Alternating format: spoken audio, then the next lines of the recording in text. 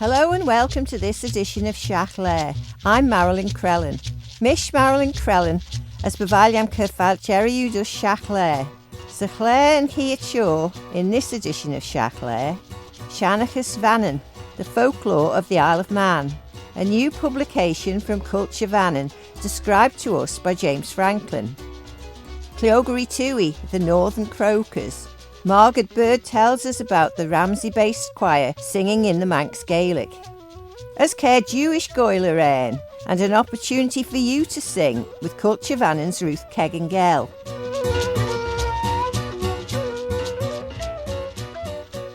This Saturday coming, the 9th of December, the Arthur Cayley Band presents a festive Cayley dance at the Laxey Working Men's Institute. That's from 7:30pm, admission is only £5 and you're welcome to bring your own choice of refreshments to that. On Sunday afternoon the 10th of December, Manx Gaelic choir Curtin Cúideach will be giving some Manx carols by candlelight in Maloo Church at 3 o'clock. There'll be another Manx choir singing that same afternoon, Cliogaree Twoaie, and we'll hear more of that anon. Looking ahead to a week today, coinciding with Shiaght Laa, starting at 6 o'clock on the evening of Thursday the 14th of December, the Bunscoil Gaelgach will be holding its carol service on St John's Fairfield.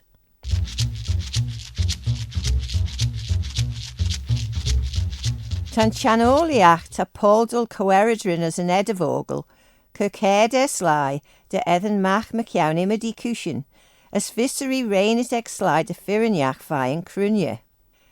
Niai ta uninadeg on ta Ginuid Alia J Chanoliach Smoker, Hug Puade Sly de Scalen and Iron de Forthen a Smoo Sly, Navana Screwdaren, Ginu Cope and J Lau Screwinen, able to Yinu. Erin Edavogel, tan Project Gutenberg, Cur Cope and J Lauren de Veirach Heaven.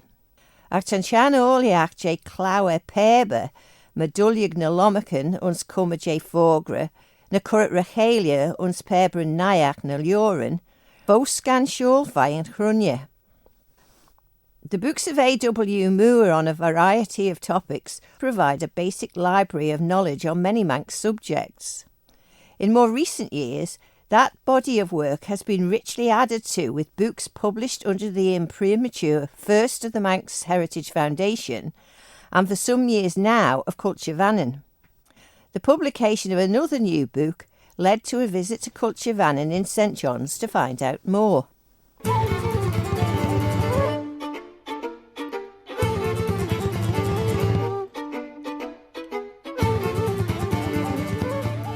James Franklin, you're the Online and Resource Development Officer here for Culture Vannin, and now you're a contributor to a new publication. What's the background to the new one? It's a guide to the folklore sites of the Isle of Man. Of course, it's not just me, it's myself, Sam Hudson and Katie Newton have created this book. And it's available in all the good Manx bookshops, and it is priced at $14.99, an absolute bargain. It's about 5 or 6 years of having great fun digging into the island's folklore and trying to map it and find the places where these stories happen. And I think it's a sort of thing which a lot of people will know a few stories, you know, the More the Do of Peel Castle maybe, the Witch of Slewallian, or the Began of St Trinians, and these are all stories which are anchored in particular places in the Isle of Man. But of course there's thousands and thousands of stories out there and references to these stories all over the Isle of Man. And so of course there's not one More the Do, there's not one Began. There's hundreds and hundreds, and so pretty much every single dark road or bump in the landscape or corner in the road or old church will have a story of fairies, begans, ghosts, giants, and it's been great fun putting it together and linking all these in to the landscape. You mentioned mapping it and finding out about the stories. Where have the stories come together from? We're very pleased that in the book we've referenced every single story and location, and have a complete bibliography on the back for where these are coming from. And so we're completely open about where these are. And it's hundreds of years of Manx folklore collecting. Some of the stories in here date back to the Chronicles of Man, but of course they mostly are from George Waldron in the 1720s through till the present day. And there's even one or two contemporary stories which we've collected. We didn't deliberately do it in this book, but when we were out and about exploring the landscape, looking for the location of this or that white lady or ghost, we have had conversations with people who add to these stories and say that they have seen this white lady or this ghost or what have you. And so it's very nice to be able to incorporate that into the story. And so hundreds of years and thousands of pages, this is where it's coming from. This is really a collection of traditional Manx folklore, the stories which people told all over the Isle of Man and the places where they told these stories of. You mentioned the collaboration between yourself and Katie Newton and Sam Hudson. The book itself then is available now. Perhaps you could tell us about the book itself. It's just over 300 pages long. It features just over 400 sites in every parish of the Isle of Man. It breaks up the island into its 17 parishes and gives a guide to the stories in each one. And they are, each and every single site will have its story, the references for where these stories come from, a full colour picture, and then a description and a grid reference as to how to actually get there and see the place where these things happened. Some of these are very obvious, you know, the Peel Castle sorts of places, and some of them have been very exciting, in a sense, to try and find out just which rock or just which tree these particular things happened. And that's the absolute expertise of Katie Newton and Sam Hudson, who are able to add so much to this project that couldn't be done without them in any way. One of the difficulties, I suppose, must be the development of the island since these stories first cropped up, so that finding some of these places must have been quite difficult. Yeah, absolutely. It's some of the ones which I was involved in, was looking over their shoulders mostly, were things like layering maps so you can see which particular house in Onken used to be the site of the mill where the little fellas stopped it running when he was working at night time, or other places where you are looking at maps or looking at particular maps which are in the Manx Museum, looking for their annotated marks on it.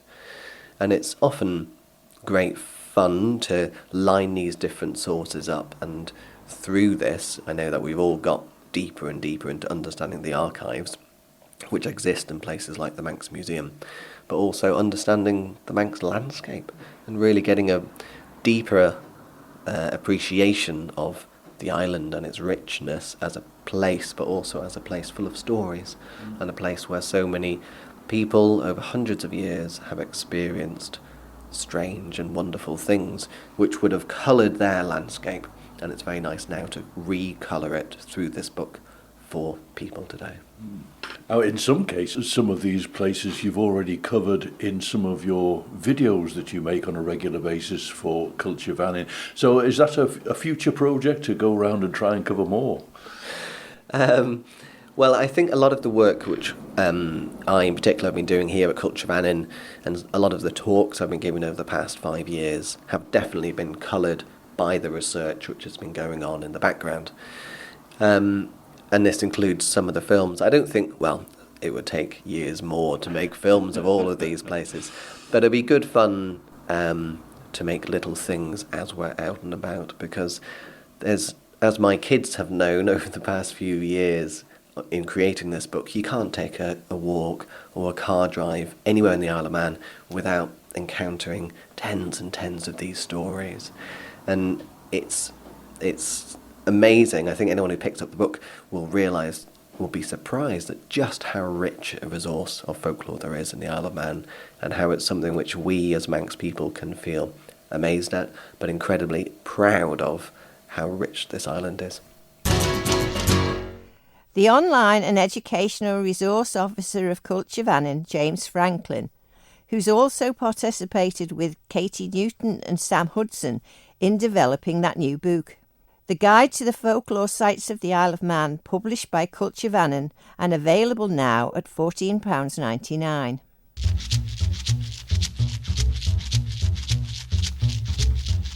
Tan recortas smocha jeg ilgta man, vai noichi jeg a shacht, Liorish John Nelson vai rumsé, as eig oil a ren, chindes jinteg a heden, jay a ren morley sanky. Mageddon, ta recortas and san ma ein, vai na blinta noichi jeg as died, as jay as died, jay Eleanor Karen ma samplair. Ach lort na lomacan, ons inid jay goil a ren, na foglen jay a ren and morley seslach. Ach roshen, va tradisjoen na chavel an on, a ren and mechan cushion crawiacht, screwatek and ktia. Ta sin chitus im bach na blina tre van a chavel and gole goil a ren de tradisjoenach. Erin orde vel ad cant de fear, rishivesh and aster elie, and eel very. Va gole hummel and faster roshen le nullic heden.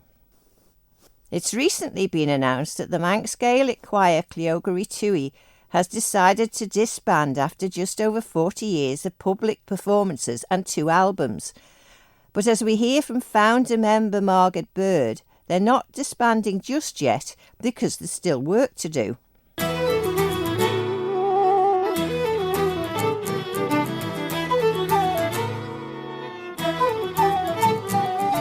Well, Margaid Bird, we're used to you over the years setting the note for the choir Cliogaree Twoaie.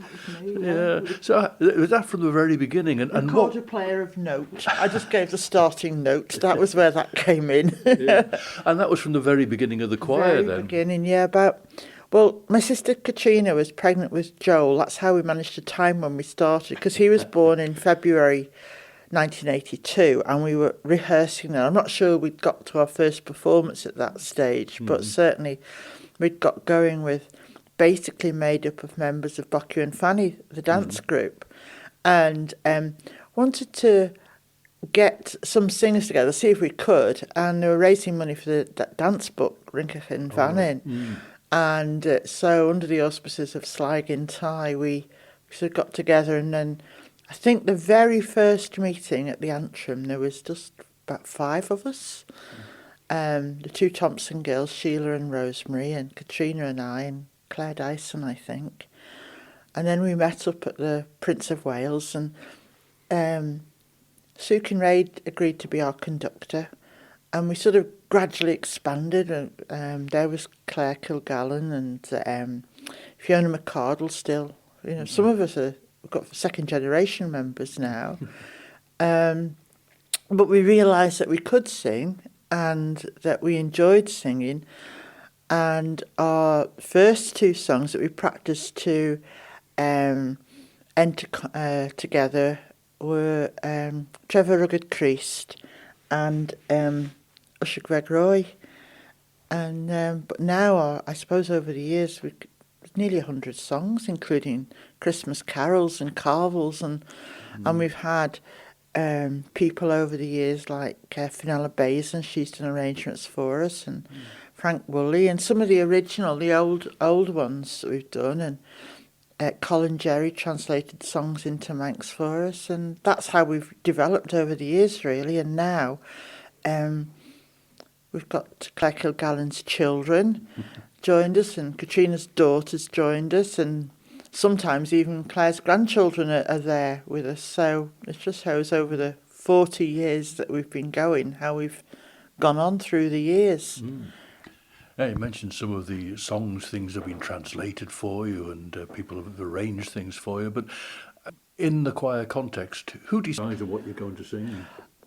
Oh, it has been various, I suppose. I suppose mostly Claire, since she took over the baton as conductor. But there's input from all members of the choir. And we've translated other things into Manx, that other people have done, like Molly Malone and what's that one? I Like to Go Wandering Along the Mountain Track. We've got that in Manx that we've sung together. But it's sort of, nobody said, oh no, we're not doing that. It's quite together, really, the choices that have been made. And, but yeah, that's how we do it, you know. And over the years as well, you've made recordings. Yeah, there's 2 CDs, and there's a third one that's been a while in the making, but we're all getting a bit long in the tooth now, so we're hoping it might be Cliogaree Twoaie's swan song. Oh, right. But we're hoping to get another one done. We had the Christmas carols one, and another one, and they've sold well over the years too, and I still quite enjoy putting them on occasionally myself and listening to them. I think we sound all right. You know, I shouldn't say so myself, but there you go. Yeah. And what about the sort of events you've been taking part in over the years? They must be varied as well. Well, we've been international. Yes, we've been to Lorient. In the very early days we were over in Lorient. And we've been to Islay. You know, I don't know, we've been in England and various places that we've sung together. Not so many overseas more recently, but we still do. We've got a concert coming up at Lazare Church on the 10th of December. Got sort of something in for it there, which would hopefully make everybody feel really Christmassy when we get going there.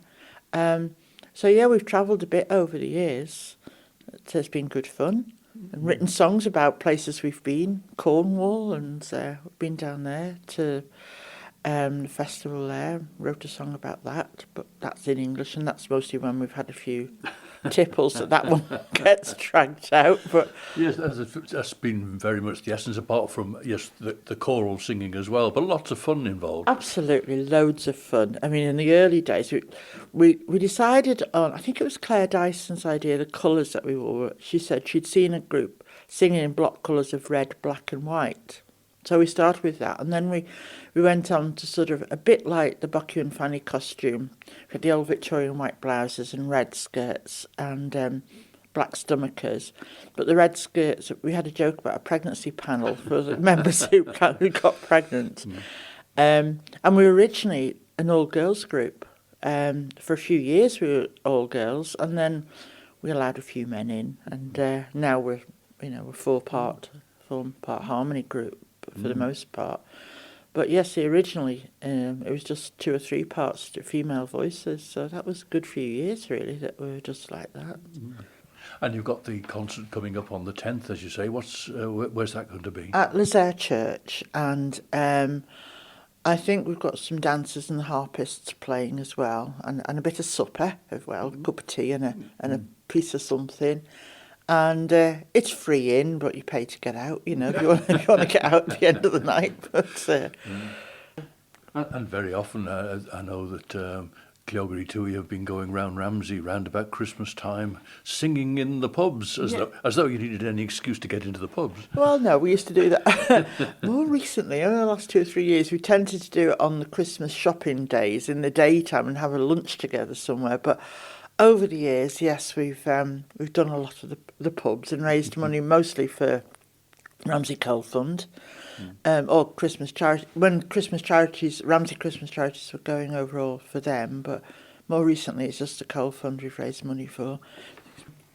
But yes, we had fun. I can remember, don't know how long the Lockerbie plane disaster was, but I remember we were out singing that tonight because we'd just got into the Stanley and it came over on the radio or the television that'd been going on. That was the 1980s, I think, wasn't it? Or possibly the 90s. I can't remember now. I can't remember now, I don't know. Because originally Sue Kinraid was our conductor.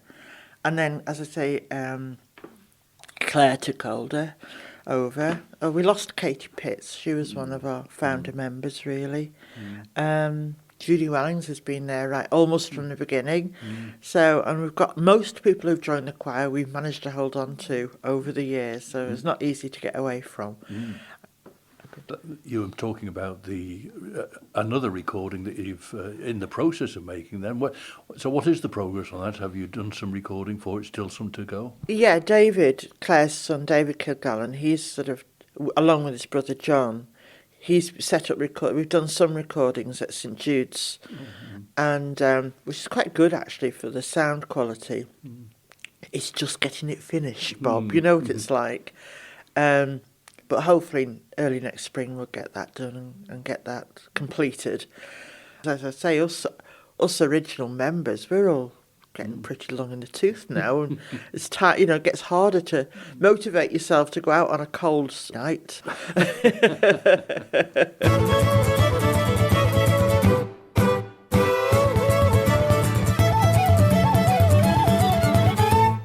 One of the founder members of the Ramsey-based choir Cliogaree Twoaie, Margaid Bird. And you can hear more about Cliogaree Twoaie from Margaid and other members, Rosemary Spears, Claire Kilgallen RBV, Kirsten Wafer and David Kilgallen, in an interview recorded by Culture Vannin and available now through the Culture Vannin website, culturevannin.im. And as Margaid mentioned, the Northerners presenting a Manx Christmas concert at 3 o'clock on Sunday afternoon, the 10th of December, in Lizère Church and Arts Centre, will be Cliogaree Twoaie, with Nafani's Manx dancers and harp players and the Mannin Music ukulele group. Admission free, there'll be refreshments and there'll be a retiring collection.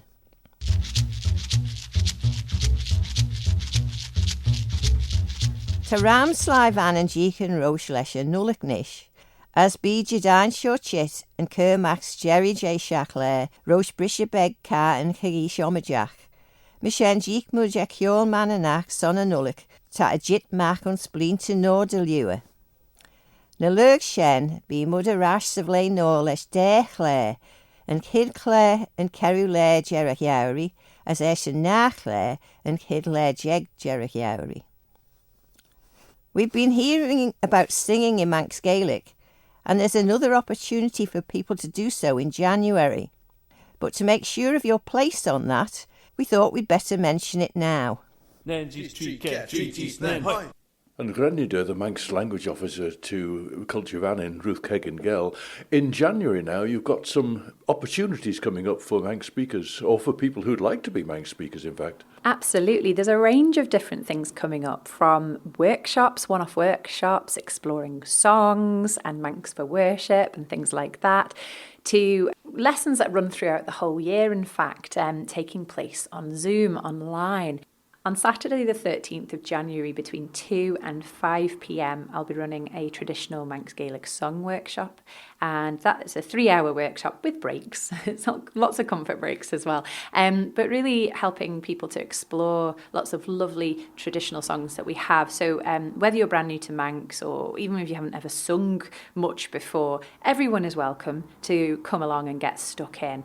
And you might like to actually enter the guild perhaps with a Manx Gaelic song, or maybe you just want to do it for your own personal sort of growth, and just because you enjoy singing, not whatever reason, you'd be very welcome. So you can sign up to that by emailing me. You can email manxlanguage@culturevannin.im, or ruth@culturevannin.im, or gilg@culturevannin.im. Any of those will get to me, and you can, that's free between 2 and 5 on the 13th of January. Now, since putting out the word on just within a day or so, half of the spaces have already gone, so it's clearly something that a lot of people would like to do. So if you would like to come, do get your name down as early as possible, really, to make sure you can come. And that's on Saturday the 13th of January between 2 and 5 p.m. at Tydevay Retreat House on Tynwald Road in Peel.